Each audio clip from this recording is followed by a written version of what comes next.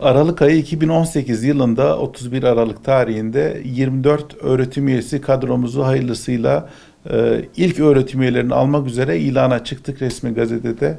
24 tane öğretim üyelerinin büyük bir kısmı temel bilimler alanında olmuş olup bunlar öğrenci alımı için gerekli olan minimum şartları sağlamak için yalnız bunun dışında klinik branşlarda özellikle kadın doğum branşında rahim ve yumurtalık kanseriyle ilgilenen bir kadın doğum profesörü, alanında branşında uzman ve bir tane tüp bebekle ilgilenen kadın doğum doçenti aldık. Beraberinde bir doktor öğretim üyesiyle toplam 3 kişilik bir kadın doğum ekibi devlet hastanesindeki kadın doğum hocalarıyla beraber ortak çalışacaklar.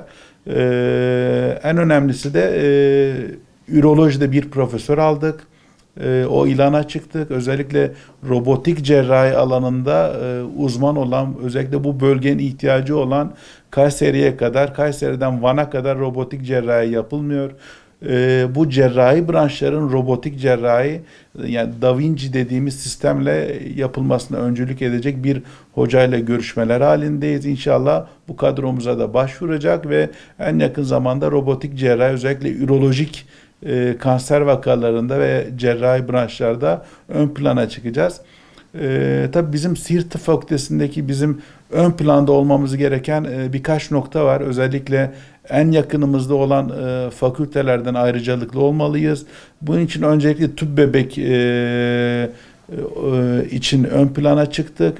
İnşallah yaz ayından sonra bu kadrolar geldikten sonra, kadın doğum doçenti başladıktan sonra yaz ayından sonra tüp bebek için girişimlerde bulunacağız. Bu şu an Güneydoğu Anadolu'da yapılmayan, diğer fakültelerde, yakın 2 fakültede yapılmayan bir uygulamayı getireceğiz. Tüp bebek olayını getireceğiz. Diğer önemli olan da robotik cerrahi. Robotik cerrahi Güneydoğu Anadolu'da yapılmayan bir cerrahi, pahalı olan bir sistem ama biz Siirtli hemşerilerimize ve çevre illere hizmete girdirmeye başlayacağız. Bunun için en önemli olan insan kaynağı olan öğretim üyesiyle şu an ilan aşamasındayız. Başvuruları alıyoruz. Başvurudan sonra da belli süreçlerden, sınavlardan geçtikten sonra, jürilerden geçtikten sonra bunlar en yakın zamanda sürece girecek. En önemli farkımız robotik cerrahi, tüp bebek ve kanser cerrahisinde özellikle bu 3 ana branşta ön plana çıkmak, bölgede ön plana çıkmak.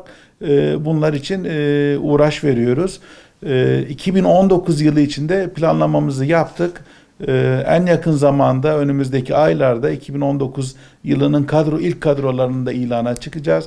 Böylelikle öğretim üyeleri kadrolarını tamamlama aşamasına geçeceğiz. 2019 yılında tabii bizim merakla beklediğimiz bütçe onaylanması, özellikle ek 400 yataklı hastanenin ve morfoloji binasının, temel bilimleri binasının yapımı için gerekli olan bütçelerin bulunması konusunda gayretler sarf ediyoruz. Tabii bu gayretleri sarf ederken özellikle siyasilerden, Vali Bey'den ve Rektör Bey'den, İl Sağlık Müdürlüğü'nden, Sağlık Bakanlığı'ndan desteklerimizi alıyoruz. Bunların her birinin ayrı ayrı katkıları olacaktır. Süreç içinde bu 24 öğretim üyesi ortalama bir 3-4 ay sonra göreve başlayacaklar. Bunlarla birlikte ilk kadroların başlamasıyla beraber Mart-Nisan ayından itibaren özellikle diğer kadroların alımıyla Tıp Fakültesi ilk olarak göreve başlayacaktır. Şu an Tıp Fakültesi öğretim üyeleri alırken dikkat ettiğimiz birkaç önemli nokta var. Özellikle bu arsa çalışmalarına da baktığımız zaman bu temel bilimler alanındaki öğretim üyelerini biz kalabalıklaştırıp ve en önemli özellikle il dışından, İstanbul'dan öğretim üyelerini getirdiğimiz zaman ortalama 2 ile 5 yıl içinde oluşturacağımız temel bilimler morfoloji binasıyla diş hekimliği fakültesi ve eczacılık fakültesinde aslında temellerini atmış olacağız. Ondan sonra sadece YÖK'e başvuru yapıp rektör hocanın ve diğer siyasilerin desteğini de alarak bir an önce önümüzdeki kısa vadede morfoloji binası tamamlandıktan hemen sonra, ortalama 2 yıl sonra diş hekimliği ve eczacılık için hızlı bir şekilde başvuru yapmayı planlıyoruz.